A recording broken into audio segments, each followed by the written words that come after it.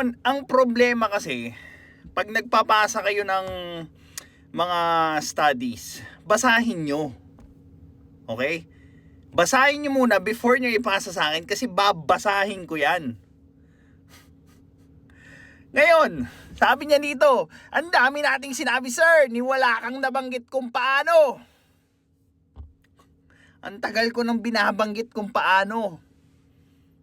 Ang dami nyo lang dahilan, ang dami nyo lang limiting belief na ayaw nyong subukang gawin yung sinasuggest ko. Kasi, medyo mahirap, walang time, walang kakayanan, so on and so forth. Walang one size fits all. May kanya-kanya tayong kalagayan sa buhay at iba-iba ang nararanasan. Yes, I agree. The solution is not a one size fits all anyway. Because again, depende sa pagkukunan mo. Depende sa resources mo. Depende sa kung anong meron ka. Kung paano mo tutulungan yung sarili mong mag-improve. Ang mahirap kasi sa inyo, 'di ba? Pag sinabing improvement, parating tied up kayo doon sa kesyo, ito lang yung puro limit kagad. Ang daming open resources ngayon. Diyos mio. Ay.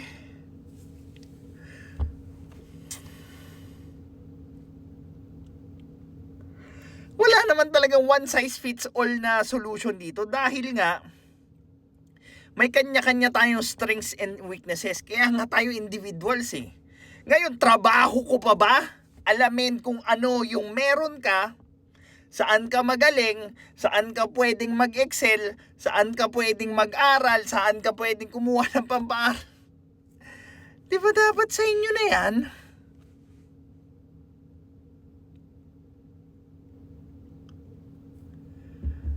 Ay.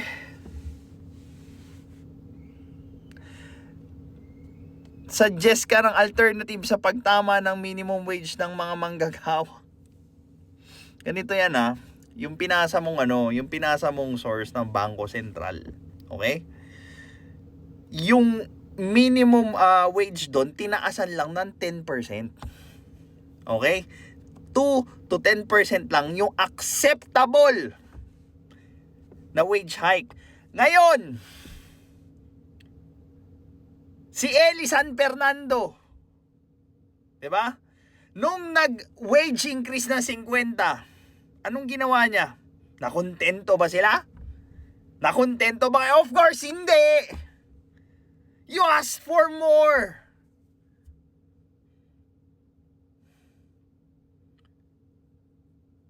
And if you keep on asking for more, hindi na lang 10%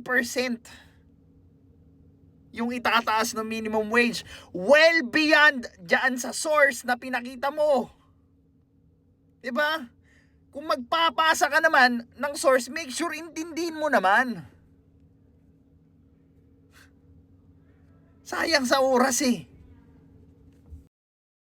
And sa tingin mo ba yung 1-2 na wage increase, minimum wage increase na gusto ni Eli San Fernando ay nasa border ng 10% to 2% na wage increase? Of course, no. 'Di ba? Diyan na pumapasok yung pagpasok ng mga agenda nila na kesyo para sila sa mahirap, pinaglalaban namin ng tamang wage. Pero, 'di ba? Well off doon sa acceptable wage increase na gusto nyo. Ngayon papakita mo ko ng resource sa sablay na hindi mo inintindi. Pa naman yan? Sabi niya pa, ang problema kasi parang gine-generalize natin na ni minsan di gumawa ng paraan para umahon ng mga mahihirap. Hindi ko sinasabing hindi sila gumagawa ng paraan. But the method that they are doing right now is not working. Now, ask yourself this. If their method is not working and they keep on doing what they are doing, do you think they are going to get a different result? That's madness. Natamad lahat ng mahihirap kaya sila naghihirap based sa mga argument mo. Well, yung katamaran kasi maraming klase yan. Masyado kasing black and white, masyado kasing A or B lang yung perspective nyo, kaya hindi nyo makita yung wider perspective ng sinasabi ko. Umalis kasi kayo dyan sa lente nyo. Tamad ang mahihirap na gumawa ng ibang paraan bukod sa nakasanayan na nila. Malinaw na? Malinaw na. 'Di ba? Ang mahihirap kasi, they keep on doing what they are doing expecting a different result. What's worse is that they are going to try harder thinking that them trying to do it harder would bring any different from the result that they are getting. Diyan napapasok yung pag-aaral, pag-upskill, pagde-develop ng character para matuto ng ibang skills that are already being paid higher. And dyan na ulit papasok yung mga rason or infinite reasons yun na kesyo mahirap, matanda, walang pera, so on and so forth, walang time, blah blah blah.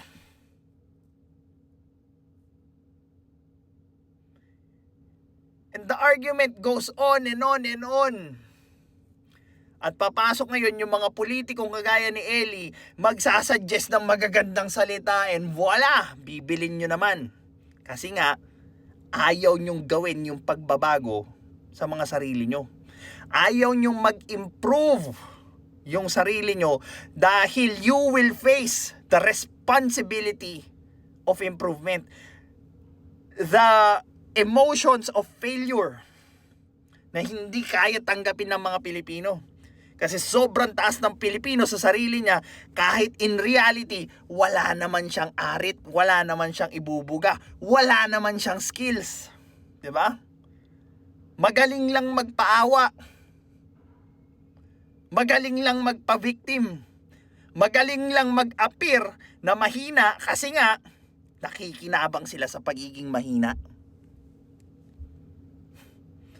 At nagtagpo yung mga Pinoy na may inferiority complex at yung mga tao na pa-white knight, yung mga taong nag-virtue signaling at naghadaan sila. 'Di ba? Ay, nako.